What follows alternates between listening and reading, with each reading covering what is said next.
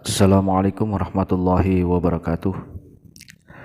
Selamat berjumpa kembali anak-anak sekalian.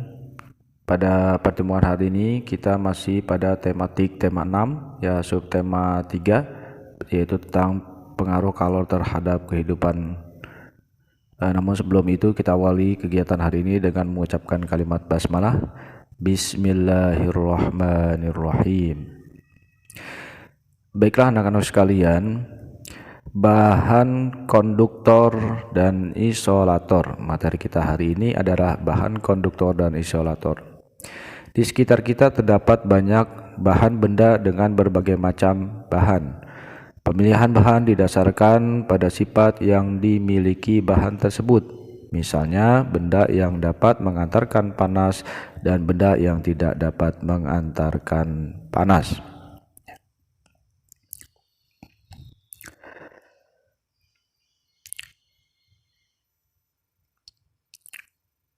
Bahan yang dapat mengantarkan panas dengan baik disebut dengan konduktor.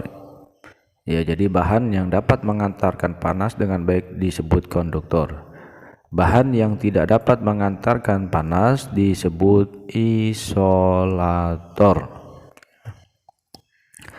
Apakah kata kunci dari teks di atas? Pada pertemuan sebelumnya kita telah mempelajari teks eksplanasi, di antara salah satunya adalah mencari kata kunci. Nah, kira-kira kata kunci dari teks yang tersebut adalah apa? Ya, kata kuncinya adalah konduktor dan isolator. Ya, kata kunci pada teks tersebut adalah konduktor dan isolator. Konduktor dan isolator.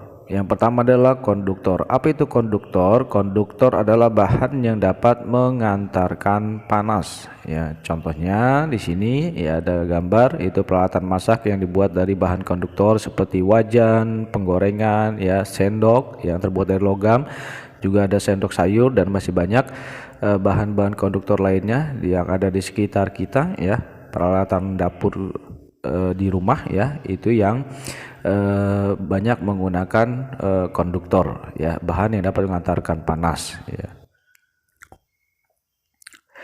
Yang berikutnya adalah isolator. Apa itu isolator? Ya, isolator adalah bahan yang tidak dapat mengantarkan panas, ya contohnya yaitu ini, ya kita bisa ada di lingkungan rumah kita, peralatan rumah tangga kita ada itu. Di contoh isolator adalah sangku nasi, kayu, ya sapu tangan, dan juga ada mungkin tempat untuk mengiris bawang, itu yang disebut dengan talenan, ya untuk menyendok nasi, ya itu juga ada yang menggunakan bahan dari isolator, ya.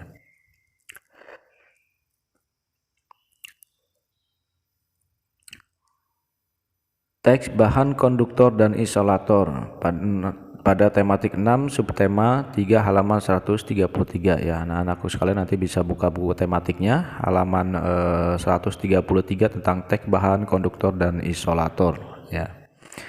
Baiklah anak-anakku sekalian, untuk kesimpulan pada hari ini adalah di sekitar kita ada benda yang dapat mengantarkan panas dan benda yang tidak dapat mengantarkan panas. Ya, kesimpulannya yang kedua adalah benda atau bahan yang dapat mengantarkan panas dengan baik disebut konduktor, misalnya wajan, panci, dan lain-lain, ya. Kesimpulan berikutnya adalah bahan atau benda yang tidak dapat mengantarkan panas disebut dengan isolator, misalnya sangku nasi, kayu, dan lain-lain, ya. Terima kasih anak-anak sekalian. Ini pertemuan kita pada hari ini berkenaan dengan bahan konduktor dan isolator. Nanti anakku sekalian bisa lihat di halaman 133, ya. Ini saja yang bisa Abi sampaikan, lebih kurangnya wassalamualaikum warahmatullahi wabarakatuh.